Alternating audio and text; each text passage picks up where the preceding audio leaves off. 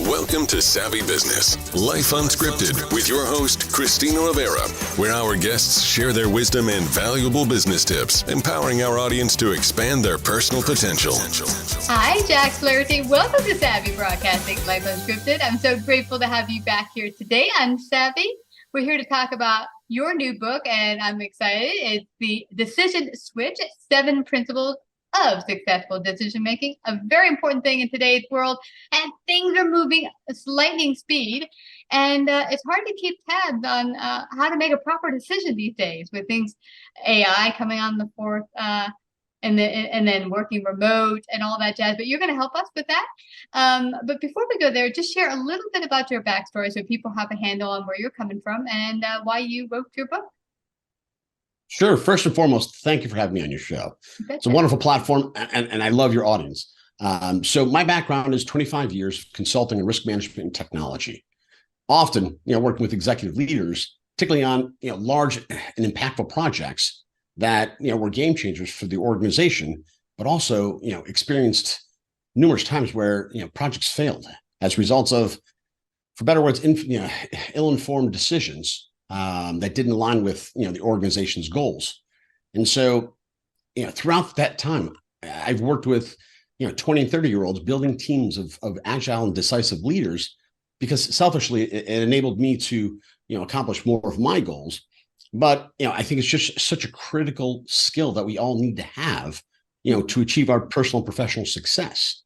And that's, seeing the shift in technology, our ability to connect and really gain that advice from mentors, waning.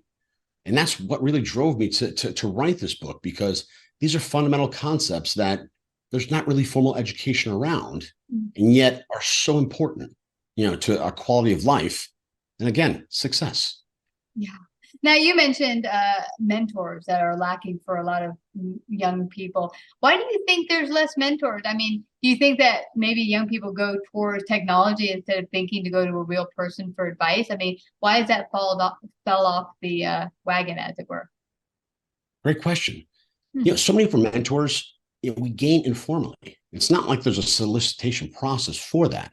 It's when you work with someone, you develop that connection, and you allow yourself to be exposed and to really talk about, your needs and where you need to develop. And as it relates to decisions specifically, is that, how often do we find ourselves in a really precarious position because we've got some monumental decision and we don't have somebody to bounce it off of? And so we're sitting there isolated and alone. Yeah. And yes, we can look it up on, ChatGPT or whatever technology is out there, but there's nothing that replaces experience.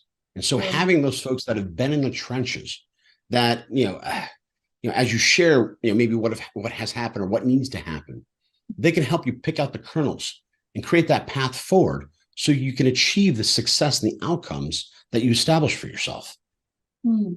That's so important, Jack. I recall being in my 20s, and there was one boss that's phenomenal. I've mentioned him on the show before without name, but what he did very early on is I said to him, I wanted to move up the ranks. My idea in my 20s was one day I'm going to work as a VP in a bank or something, and I'm going to make it. And so I told him that. But at the time, I used to come to work dressed rather shabbily and with funky makeup and crazy outfits and whatever. And he pulled me into his office one day and said, listen, if you're looking to move up, especially in the corporate world, this is not going to work. You are not going to be taken seriously coming to work like this. You need to dress appropriately for where you're at. Now, no one's ever told me how I should be coming to work, but I felt humiliated, but he did it lovingly. And that night, because he did it lovingly and he mentored me, my friend took me out to Macy's and I said, help me find the best suit I can find for me, because I don't know anything about suits. We got a briefcase, a couple of suits and whatever. And the next day and thereafter, I came up dressed appropriately in the corporate world, and did move up the ranks because of that. And it was that mentorship that you wouldn't have gotten from a Google or ChatGPT had you said, Chat, what should I do to move up the ranks? You just wouldn't have gotten the necessary advice you need. Yeah, it's those personal connections are invaluable. And yes, we can still establish them over Zoom and going into the office, say 2 out of 5 days a week. But there's something to be said about, working in the trenches again. and being able to be vulnerable. That is so important to our personal growth, because early on we all lack self-awareness, and so we need someone to provide that objective feedback so we can grow. Because without it, we're kind of destined to do the same things over and over and over. You mentioned something very interesting in our pre-talk. You talked about many decision makers today, or leaders, are making decisions rashly and often not from a good place. They're like, I got to be right. And you just mentioned something else right now where you said vulnerability being so important. Is that the missing element with a lot of decision makers these days? Is the idea it's okay to be vulnerable. It's okay to say, I don't know. Yeah, I mean, I appreciate you bringing this one up, because I really believe that there's almost a cultural phenomenon going on. I mean, America is an individualistic type of country. Look for ourselves. How do we make ourselves better? But also, there's this unwavering support for people who are particularly overconfident, and to follow them regardless of what decisions they're making. And I think that's truly problematic, because if we don't allow ourselves to have a good discussion about a critical decision, we leave ourselves ill-informed. And so I do think it's one aspect is emotion and insecurity, and that we as leaders want to look confident, and we believe that people will only follow us if we're confident. And if we ask for help because we may not know an answer, that people may look less of us. The most successful leaders that I've ever worked with were ones who were confident, but would confidently ask you for feedback on a particular decision. But the newspapers, whether it's the Ocean Gate submersible, or various others that I won't go down the path of, it's this autocratic single mindset that I myself know what the best thing to do is, and therefore I put tunnel vision on, and I don't look at anything that contradicts what my views are. Wow. And so we won't go down the path of politics. We'll stick to business. But I think being open to other ideas, even if you still maintain the course and continue with your decision, helps you to make a much more well-rounded, well-informed decision.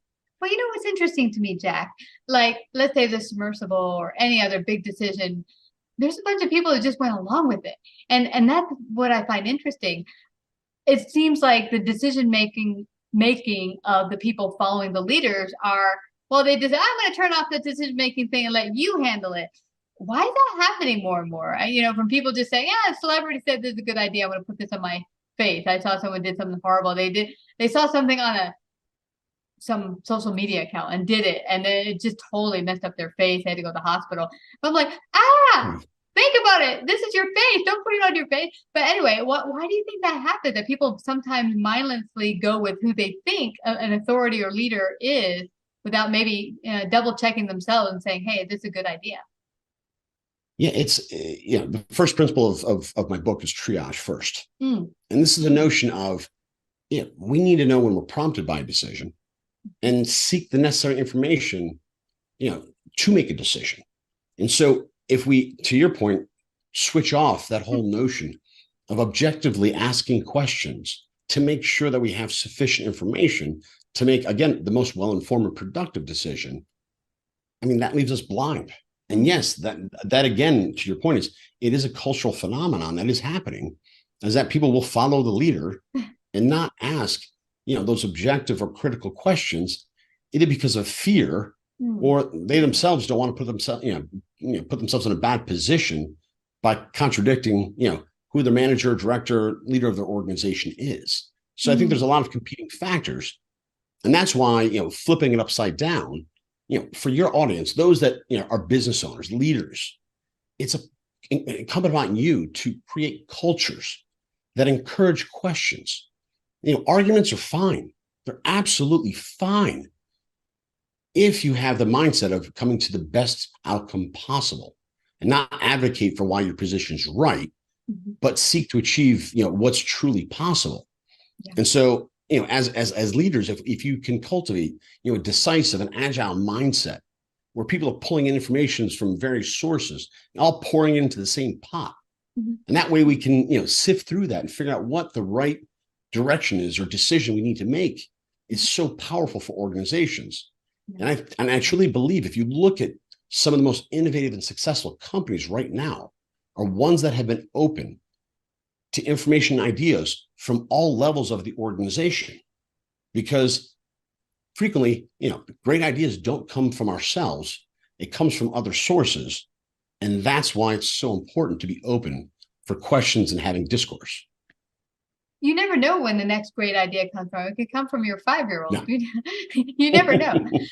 It's interesting. I recall the client I worked with, and we got into a heated argument around the round table on a particular issue. And it was interesting because at the end, at first we're heated, we're all angry, and we're going, no, but it wasn't so much you're right, I'm right. It's just that we just didn't understand where each of us were coming from. But what was wonderful about that argument is afterward, like we were really close friends. We went out to lunch, and because it kind of broke the ice to get each of us to see where the other was coming from. And so I think what's interesting what you're saying here is people, I think, also don't want conflict. And we've seen in some places, especially on social media, where conflict can lead to a whole bunch of not good situations where people just like, I'll just agree to disagree or whatever, or I just won't make a comment. But in some cases, especially if you get offline and just decide that we're going to have a real conversation, I'm going to voice mine, but I'm going to listen to you as well and ask questions about your point of view. It'll actually just open the room to you getting to see another perspective, but also allowing us to find a solution that works for everyone. Yeah, I mean, in my book, I really go deep on a concept of leadership styles. One that drives by inquiry, and one that drives by advocacy. And inquiry is a leader that brings an idea, and maybe a half-baked idea, or maybe a fully baked idea, but brings it in and says, ask questions, poke holes, figure out where the weakness is. That way we can make, again, the strongest, most productive decision. But advocacy, is a term that's not usually used in a negative context, but it's coming into a conversation where you're advocating for your role. And the analogy I would make is it's almost like a sports situation where it's a win or lose. Even if I realize halfway through the discussion that I'm wrong, I'm still going to argue so I can win. And so that is where it can become very destructive for organizations, is where people's pride and ego get so vested on their position that they shut down, they stop listening. And I think much of the problems that we have right now are because of that. I'd love to go, because I want to give all the goodies away here. You also talked about the first part of your book in decision-making triage. But I'd like to give an example of, say, how a business owner might approach making better decisions today. What's one thing besides triage that they could do to implement into their business to be a better decision maker and business owner ultimately? Sure. I mean, I'll first plug, to me, what should be a burning platform for all of your business owners and your audience. It's this whole notion of digital disruption and the impact that it's going to have, and it has already had on the world of business. Because yes, triage is to make sure that you understand. But now, once we better understand what these technologies can do, there's, the whole concepts of, collaboration, maybe amongst individuals within an organization or, with other vendors, and, figuring out how best to work together with these new technologies. One of the things that I really champion is empathy and what the impact these technologies are having on our personal and professional lives. And I think a lot of our success and the best leaders that I've ever worked with were ones who thought ahead and tried to understand what the impact of a decision would be and put in, productive solutions to help those individuals. And the reason why that is, it's such a powerful aspect of it is that instead of, creating, or basically breaking down bridges, we're building bridges. Because yes, I may be having to lay somebody off. I may have to end a relationship with a vendor. There's lots of decisions that we have to make that have negative consequences. But if we can proactively think about what the impact of those are and build the bridges, that way, you leave them in a good position and probably a valuable resource. That's where, you as a leader become much more powerful in your influence, because people will come to you for decisions. They'll come to you for advice because they know that you've got the best in mind for not just yourself, but everyone around you. And so, thereby, just increasing, the value and benefit that you can provide on the world, let alone success within your own business. Wow. Yeah, this recalls for me, right when the pandemic started, a lot of my friends working in corporate, of course, now we're working remotely. Some still do. But one thing that they were mentioning that was difficult is that now they didn't have an off switch. Now both their bosses and themselves have gotten used to an idea of non-boundaries, where they kind of work around the clock. And one gal I know called me up and said, I've worked my way into a hospital. I now have severe kidney issues I need to be operated on, because she wouldn't shut down. And, it was partly her fault because she had to be honest with herself and say, listen, it's midnight. I need to turn off my computer. But also it had to come from the leader to say, oh, well, that midnight email, you need to shut down at like 6 max. And so I get what you mean, that really you have to think ahead as a leader, as a business owner, because it might be cool at first when everyone's stuck at home and they're done with Netflix, that they're working more for you. But it gets to a point where the sweet spot's been met and gone way surpassed, where now they're not being effective, and it could actually harm your business by being too tired and not effectively getting the rest they need. Oh, absolutely. Yeah. I had a number of clients during COVID that were in the healthcare field. And, the term that's often used is decision fatigue. And that's when we're inundated with so many decisions 24 hours a day that we almost shut down. We become numb. Yeah. And it's difficult for us to discern, what's the most important decision that we should act upon, and those that really don't matter. And, I know you want to chat about other chapters besides the first principle of triage, but it's so critical that we prioritize our decisions. And so, one of the takeaways that, I recommend with my clients is to start stratifying decisions based on priority. And that can be based on the value it provides to the organization, the urgency in which you need to act, and whether or not you actually have enough information to make a decision. And it was a wonderful mentor that I had, who, a quick story is that, I'd watch, the person responding to text or emails, and consciously, they may or may not respond to a question or decision they had to make. And then others, they would jump on and they'd immediately would hit. And it was during offhand conversation that I bluntly asked them about, their decision-making process. And what was said to me was that, they stratify their decisions, which ones they really need to act upon and ones that they don't. And that allows you to really focus on what matters most versus trying to treat decision-making like a supply chain or inventory management, first in, first out.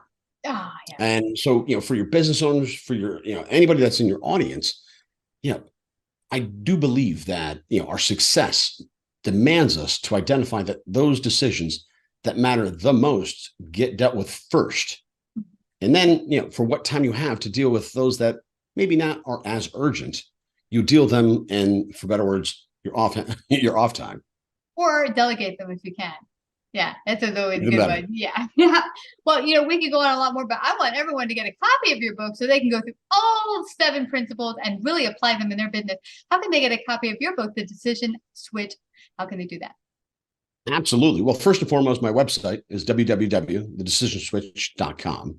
And my books are available on Amazon, Barnes & Noble, a number of other online stores. And the audio version is going to be coming out in hopefully the next 4 weeks. Okay. And so the book is out now, right? Oh, yeah. Book is out. And awesome. Yes. Awesome. Are you reading the book? Are you the reader on the book? Or I am the reader on the book. Oh, man, that's some project. Congratulations. It's good to have friends. It's good to have friends with studios. Oh, wonderful. But it's a difficult process. My friend read her book. She's like, never again. I thought it'd be easy. I thought it'd be in and out. No, yeah.